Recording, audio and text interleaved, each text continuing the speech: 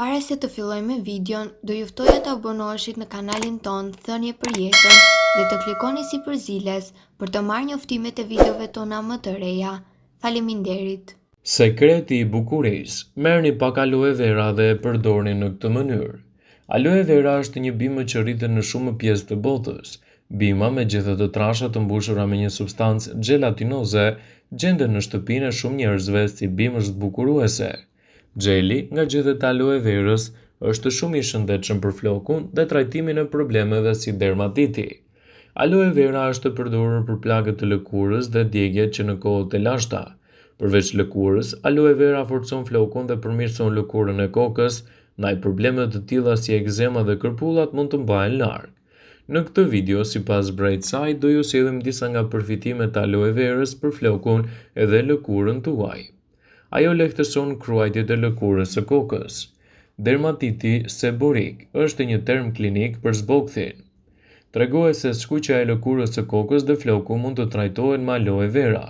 Një studim i kryer në vitin 2000, sipas Healthline, zbuloi se aloe vera ndihmoi në lehtësimin e inflamacioneve të kokës të shkaktuar nga zbokthi.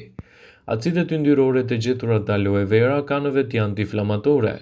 Përzieni 2 lugë çaji aloe vera me një lugë mjalt. Shtoni një lugë uthullmolle, e lini në flokët tuaj për rreth një orë dhe më pas e shplani kokën. Përdoreni këtë në mënyrë të natyralshme. Pastron fuqishëm flokun dhe largon yndyrën e tij. Aloe vera pastron në mënyrë efektive edhe flokun tuaj, duke hequr yndyrën e tepërt dhe papastërtitë. Gjithashtu, ajo nuk e dëmton flokun tuaj gjatë pastrimit. Ndryshe nga kimikatet e tjera dhe produktet e flokëve, aloe vera është e butë dhe ruan gjithashtu shëndetin e tyre. Aloe vera mund të përdoret si për flokun, gjithashtu edhe për skalpin e kokës. Gjithashtu, përdorimet e saj janë të larmishme. Bima aloe verës përmban çuditërisht nivele të larta të antioksidantëve. Këto të fundit luftojnë radikalet e lira në trupin ton duke i neutralizuar dhe duke parandaluar të rëndojnë sëmundje si për shembull ato të rënda. Mosha e bimës së aloe verës ka po ashtu rëndësi në luftimin që ka kjo bimë ndaj radikaleve të lira. Sa më e vjetër të jetë bima, aq më e dobishme është ajo. Aloe vera ndihmon me tretjen. Aloe vera përmban 8 lloje të ndryshme të enzimave që bëjnë mrekulli për tretjen.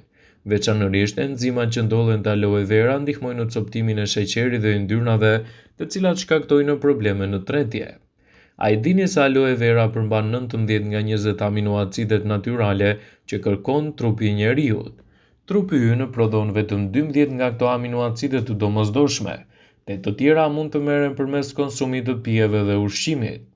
Të gjithë kemi dëgjuar për mrekullin që bën uji mineral në make-up, por ju mund të mos e dini se aloe vera përmban 10 prej mineraleve më të fuqishme që i duhen lëkurës. Mineralet kyçe si kalciumi, kromi, bakri, hekuri, magnezi, mangani, fosfori, natriumi dhe zinku gjenden te bima aloe verës. Ndaj përdoreni këtë të fundit për të pastruar fytyrën në mënyrë që të duket për herë e re dhe me një lëkurë me shkëlqim. Ajo lehtëson aknet. Për shkak të përmbajtjes së mineraleve, një prej të cilave është edhe zinku, i cili ka një rol kryesor në produktet e bukurisë, aloe vera mund t'ju ndihmojë në zhdukjen e akneve. Zinku redukton yndyrën natyrore që prodhon vetë lëkura. Disa studime këshillojnë që aknet krijohen si pasojë e mungesës së zinkut. Pakson dhimbjen. Aloe vera përmban shumë enzima, por një në veçanti është shumë e mirë për të luftuar dhe paksuar dhimbjen. Kjo quhet iksianase dhe ndihmon në zvogëlimin e inflamacionit të tepruar dhe për hapur në lëkurë për të larguar dhimbjen. Të tjera enzima të bimës së aloe verës mund të përdoren për të lehtësuar rindet e vdekura të plagëve. I ftohti shpesh shkakton probleme të shkatërimit të qelizave, duke sjellë kështu dëmtim dhe hapje të plagëve në pjesët më të ekspozuara të trupit. Fazat e këtij dëmtimi janë 4. Fillimisht lëkura skuqet, pastaj krijon një formacion të lëngshëm, dëmtohet, përfundimisht stresa e sipërme e lëkurës dhe së fundmi mund të rezultojë në humbje gjaku ose gangren. Aloe vera ul nivelin e thyromboksanës, lëndë që shihet si shkatrimtarja e dëmtimit. Aloe vera ndihmon në rritjen e flokut të shëndetshëm duke rritur qarkullimin e gjakut në skalp. Ekzaminimin përbërës jep aloe vera mundësinë që të jetë një lëndë e dobishme për balancimin e pH-it të kokës. Diabeti është një çrregullim i metabolizimit të karbohidrateve i karakterizuar nga sekretimi i ulët i insulinës. Për këtë shkak, shkaqet dhe simptomat dhe trajtimet variojnë dhe duhet të vëzhgohen me kujdes. Një studim zbuloi se 3.000 persona kishin pasur paksim të niveleve të sheqerit në gjak në 90% të rasteve pasi ishin ushqyer me bukë që përmante gjithashtu edhe përbërës të aloe verës. Një prej përdorimeve më të fuqishme të aloe verës është edhe në formën e vajit esencial, me veti të shkëlqyera për organizmin. Gjethet e kësaj bime dhe gjeli në veçanti ofrojnë pjesë madhore të gjitha vlerave ushqyese. Këto dy pjesë të bimës përdoren zakonisht në përgatitjen e këtij vaji. Qytetrimet e lashta e vlerësonin shumë bimën aloe verës dhe përdorin atë si një kurë kundër infeksioneve, acarimeve të lëkurës, djegjeve e të tjera. Ata e quanin aloe vera bima e përjetësisë. Ju mund të përdorni edhe të përgatisni vetë vajin e aloe verës që ta përdorni gjithashtu edhe kundër problemeve të stomakut. Vaji i aloe verës ka avantazhe kundër inflamacionit, ndihmon në oksigjenimin e gjakut dhe ndihmon qelizat të mbrojnë në sistemin tretës. Ky vaj është me të vërtetë i dobishëm për të trajtuar sindromën e zorrës së irrituar, konstipacionin dhe refluksin e acidit. Ai është i mirë kundër shenjave në lëkurë. Ky vaj përshpejton procesin e shërimit të lëkurës dhe parandalon formimin e shenjave. Vaji i aloe verës gjithashtu mund të shërojë zgjerimin e kapilarëve duke mbajtur lëkurën të bukur dhe më të shëndetshme. Përmirëson sistemin imunitar. Vaji i aloe verës përdoret për të mbajtur nën kontroll nivelin e glukozës ose edhe diabetin. Ai mund të mbrojë gjithashtu kundër astmës, osteoartritit dhe forcon sistemin imunitar. Vaji i aloe verës ka një aromë shumë të mirë, ndaj ju mund ta përdorni si deodorant natyral për të larguar aromat e pakëndshme nga trupi. Për më tepër, ky vaj mban në kontroll problemet e djersitjes. Atë mund ta aplikoni si vaj duke lyer zonat që djersisin më shumë ose ta përdorni të spërkatni gjithë trupin tuaj. Kështu përfitimet e aloe verës në lëkurën tuaj do të jenë të mahnitshme. Aloe vera është një bimë me veti të larta shëruese që përdoret nga industria e bukurisë në krijimin e kremrave të ndryshëm, citon Elfline. Ajo rigjeneron lëkurën dhe e zbut atë. Kjo bimë përmban elemente të veçantë që do të sjellin veti pozitive në shëndetin e lëkurës, siç është edhe rigjenerimi i saj. Përdorimi i aloe verës si një mjet mjaft i fuqishëm në këto raste mund të sjellë rezultate të kënaqshme në shëndetin e lëkurës suaj dhe të mbajë larg gjithashtu shqetësimet e saj të mundshme. Përveç kësaj, aloe vera ka veti antiinflamatore dhe përdoret edhe në djegje të lëkurës pasi ndikon shpejt në shërimin e plagëve.